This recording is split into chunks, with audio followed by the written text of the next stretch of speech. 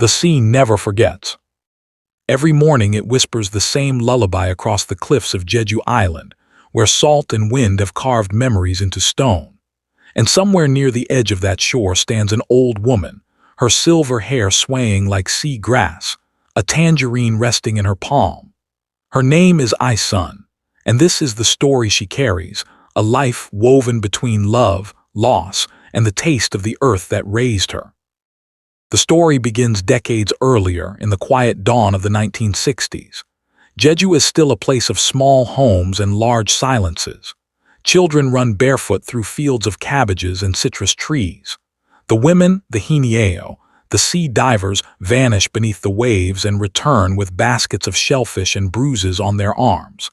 Isun's mother, Gwangrai, is one of them. The first light. Young Isun wakes before the roosters. She boils water, folds her worn school uniform, and walks the path toward class with a bundle of notebooks pressed to her chest. She dreams of becoming a writer. Her poems are small windows to worlds she has not yet seen, cities beyond the sea, words bigger than her island. At school, she writes a speech for class president. Her voice trembles, yet her words are bright. The children clap. But when the teacher counts votes, he calls another name, the general's son. Isun's eyes dim, but she forces a smile. That night her mother finds her crying quietly by the candlelight, poem in hand. Gwangrai doesn't know letters, but she understands longing. She sits beside her daughter, salt still drying on her hair, and says softly, "Even the sea must swallow before it gives." Outside, the moon drifts like a tangerine cut in half. The weight of salt. Isun's family struggles. Her father is gone, her mother coughs after every dive, and debts push them to send Isun to her uncle's house. There, she is treated as a burden. Boys eat first, girls wash dishes last. She studies by the flicker of an oil lamp, whispering her lines of poetry like prayers. One evening she sneaks out to the shoreline. A boy waits there barefoot, his hands rough from farm work. Gwansik. He offers her a sweet potato and a shy smile. They don't speak much, the waves speak for them. He's the son of a neighboring farmer, quiet but steady as the soil itself. Their friendship begins with glances, gestures, the shared silence of two hearts learning the rhythm of the same tide. The cabbage fields. Years drift by like fog. Isun returns home when her mother's health worsens. The house smells of seaweed and smoke. Gwangrai still dives despite the pain in her chest. Isun wants to study in the city, but the island binds her duty over dream. She sells cabbages in the marketplace, reading poetry books between customers. Sometimes, Gwansik appears to help carry the baskets. He doesn't ask why she reads, he just watches her lips form the words. The island gossip grows, the diver's daughter and the farmer's boy. Gwansik's grandmother frowns upon it. Isun is poor, she says, and the sea's daughter brings storms. But Gwansik says nothing. He keeps showing up day after day until even gossip tires of itself. The poem and the storm. One winter evening, the wind howls through the shutters. Isun writes her longest poem yet, about freedom, about the sea that both gives and takes. Her mother reads it with trembling hands. For the first time, she smiles through tears. "You write like you dive," she says, "deep and without fear." The next morning, Gwangrai goes diving again. The sea is restless. Isun waits at shore until night falls. Only the women return, her mother doesn't. The villagers light lanterns and search, but the ocean gives nothing back. Isun stands motionless, her poem damp in her hands. The sea has taken the only woman who understood her. She buries the paper under a tangerine tree. That night, Gwansik finds her crying by the roots. He doesn't speak. He simply sits beside her until dawn. Blossoms of promise. Time heals unevenly. Isun works in the fields, quiet but strong. Gwansik builds a small boat to carry vegetables to the market. He invites her to ride along. The two drift across calm water, the island stretching behind them like a memory. The air smells of salt and citrus. Isun's laughter, rare now, returns for a moment. As they dock, she tells him she dreams of leaving Jeju one day, maybe Busan or Seoul, anywhere her words can grow. Gwansik looks at her, eyes steady. "Then let's go," he says simply. She thinks he's joking, but he is. That night they plan it: 2 tickets, a ferry, a new beginning. Isun packs her mother's scarf and the notebook of poems, but the island has long ears. Gwansik's grandmother discovers their plan. She confronts Isun in the rain, calling her selfish, cursed. Isun stands her ground until her voice cracks, then runs to the shore where Gwansik waits. Lightning splits the sky. The ferry leaves without them. She collapses in his arms. The sea roars, jealous, unrelenting. Love and labor. Spring arrives with quiet apologies. Isun stays. She helps Gwansik tend the land. Days blur into routine. Dawn watering, noon harvest, night writing. Slowly they build a life not from escape, but from endurance. When he asks her to marry him, she says yes, not out of surrender, but because she finally understands the beauty of staying. Their wedding is small. Wind rattles the paper lanterns. Fishermen hum old songs. Isun wears her mother's hairpin. Gwansik wears determination like armor. When they dance, it is awkward but honest. 2 people learning that love is not a rescue but a rhythm. A daughter's cry. Months later, Isun gives birth to a daughter. They name her Jeju, after the golden light that fills the house that morning. Isun watches the baby sleep and feels a new kind of fear, the fear of being needed forever. Money is thin, work endless. Gwansik labors from dawn till night, his hands cracked like dry soil. Isun tends to home and child, yet her mind still drifts to unfinished poems. Sometimes she writes verses on rice paper between chores, hiding them inside the cupboard. When Gwansik finds them, he doesn't scold her. He tucks them back carefully, as if protecting fragile wings. Years of dust. Time moves in circles on Jeju. The island modernizes slowly. Machines replace horses, radios replace gossip. Isun becomes part of the rhythm: harvests, markets, festivals, births. She learns patience in small victories, a healthy crop, a child's laughter, a poem read by candlelight. But there are cracks. Her in-laws expect obedience, not ambition. A wife's place is beside the field, they remind her. Isun smiles politely, yet inside she whispers to herself, I am more than soil. She doesn't rebel loudly. She resists quietly, in poems, in love, in the way she teaches her daughter to read beneath the orange trees. The winter of silence. One cold season, Gwansik falls ill. Years of labor weigh on his chest. Isun nurses him, watching the man who once carried her world struggle to breathe. At night she reads him her poems. Some make him smile, some make him cry. He tells her, "You write the words I could never say." When he recovers, he plants a new orchard, rows of tangerine trees, glowing like suns against the dark soil. So you'll always have brightness, he says. Isun touches the leaves and feels something shift inside her, the realization that love, like fruit, grows only with care and patience. A daughter grown. Jeju grows into a spirited young woman. She dreams of university, of leaving the island, a mirror of Isun's younger self. Isun wants to protect her from disappointment but cannot crush her daughter's wings. When the girl leaves for the mainland, Isun watches the ferry disappear and whispers, "Fly farther than I did." Loneliness becomes her companion. The house echoes with memories, the laughter of youth, the scent of tangerines, the sound of waves that once sang her mother's name. Echoes of the sea. Years stretch into decades. Isun and Gwansik age quietly. Their hair whitens, their steps slow, but their bond deepens. They no longer need words. A glance is enough. When storms come, they sit by the window holding hands, listening to rain against the roof, remembering every season that shaped them. Sometimes Isun visits the shore where her mother vanished. She throws a tangerine into the sea. It bobs on the water before drifting away. She smiles. "For everything you gave, even the pain," she murmurs. The story is not over yet, but the first half of her journey is written in salt and sunlight.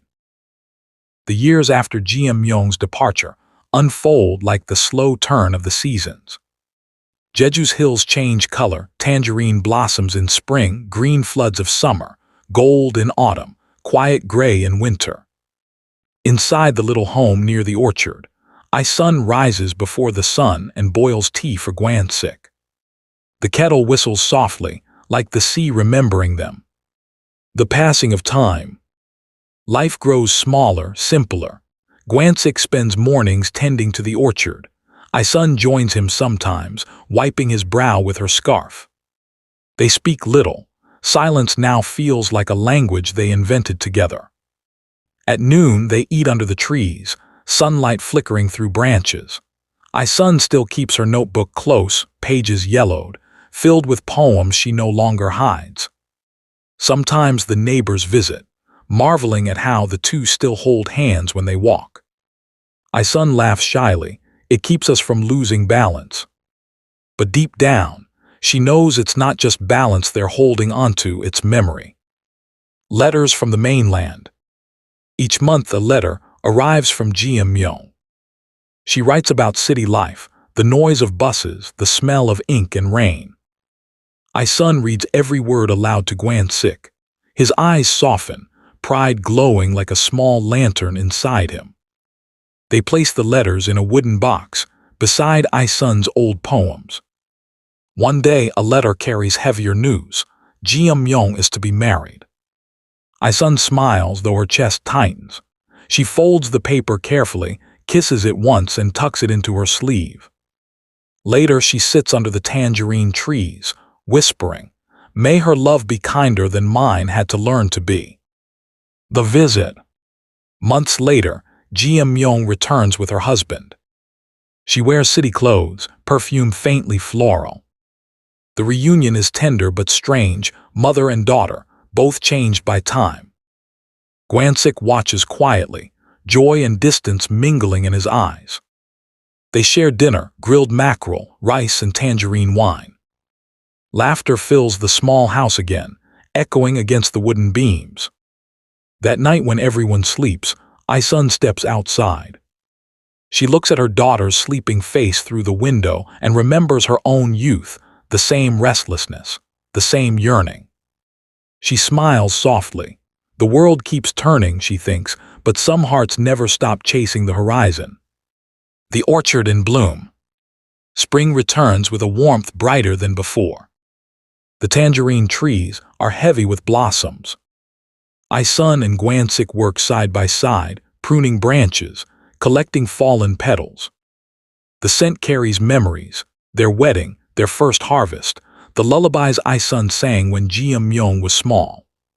One afternoon, Gwansik pauses mid-swing of his sickle. He presses a hand to his chest, breathing hard. Sun rushes to him, fear cold as wind in her blood. He waves her off at first, stubborn as always, but the strength in his hands fades. They walk home slowly, arm in arm. That evening he lies in bed, pale but calm. Sun reads him one of her poems, the one she wrote after her mother's death. When she finishes, he whispers, "Your words kept me alive, Sun." She hides her tears and says, "And your silence kept me steady." The fading light. Gwansik grows weaker with each passing week. Doctors come and go, medicine tastes of earth and metal. Sun tends to him as she once tended to her mother, careful, gentle, endlessly patient. At night she sits by his side, writing new verses she never shows anyone. The sea hums outside, a sound both distant and familiar. One evening, as the sky turns violet, Gwansik reaches for her hand. "Do you remember," he says, voice thin as thread, "the night we missed the ferry?" Sun nods, smiling through tears.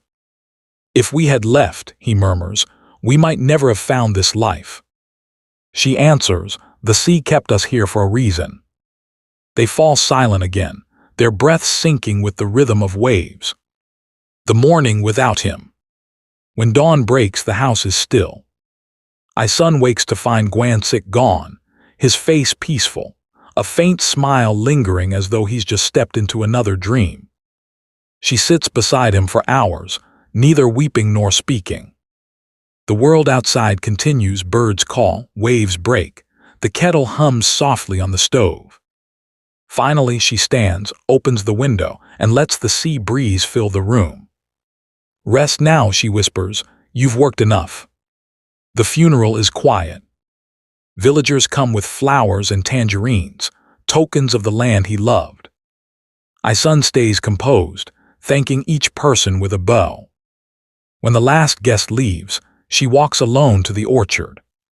The sun dips low, turning every fruit to gold. She picks one, presses it to her heart, and says, "You still shine here." Alone yet not. The days that follow are heavy but strangely clear. Isun finds comfort in routine, watering trees, sweeping floors, watching sunsets bleed into the horizon. She keeps writing, her pen slower but her thoughts deeper. Each poem feels like a conversation with ghosts, her mother, her husband, the girl she once was. At night she sometimes dreams of diving. In those dreams she wears her mother's suit, feels the water close around her, and sees Gwansik waiting at the ocean floor, smiling. She wakes with salt on her cheeks, unsure if it's sea or sorrow. Return of the daughter. Years later, Jeju returns again, this time with her own child, a little girl with eyes bright as sunlight on water. Isun's heart softens instantly. She teaches the child how to peel tangerines without breaking the skin, how to listen to the sea's stories. In the evenings, they sit under the trees and Isun tells tales of Gwansik, his quiet strength, his laughter that sounded like thunder wrapped in kindness. The little girl giggles, saying she wants to meet him one day. Isun smiles. You will. Every time the wind shakes these branches, that's him saying hello. The last poem. As age deepens, Isun begins to tire easily. Her steps shorten, her eyesight fades, but her mind stays sharp. She spends her days in the orchard, notebook on her lap, writing what she calls her farewell poem. Each line carries pieces of her life: the ocean, her mother, her husband, her child, and the endless hum of Jeju itself.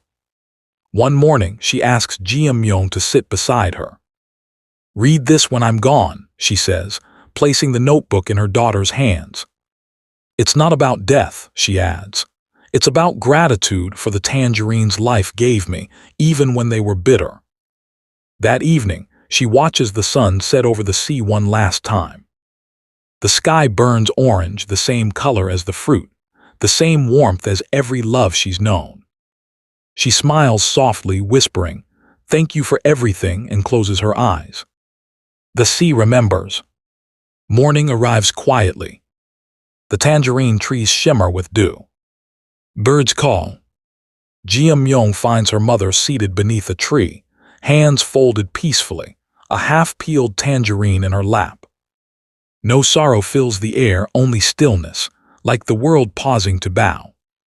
The villagers gather again, bringing flowers, seashells, and poems copied from Isun's notebooks. They say she wrote the island's heart better than anyone ever could. Her daughter reads the farewell poem, aloud by the shore. When life gives you tangerines, taste them slowly. Bitter or sweet, they are yours. They ripen only once, but their scent stays forever.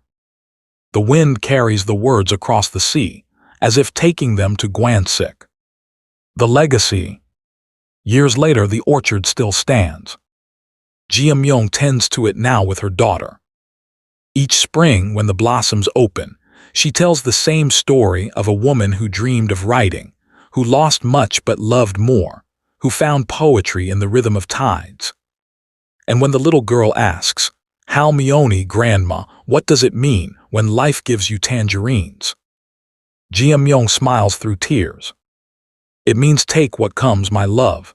Even the sourness can feed you." As dusk falls, the orchard glows gold and amber. A breeze moves through the leaves, gentle, familiar, carrying laughter that belongs to the past. Somewhere beyond the horizon, the sea murmurs its endless song.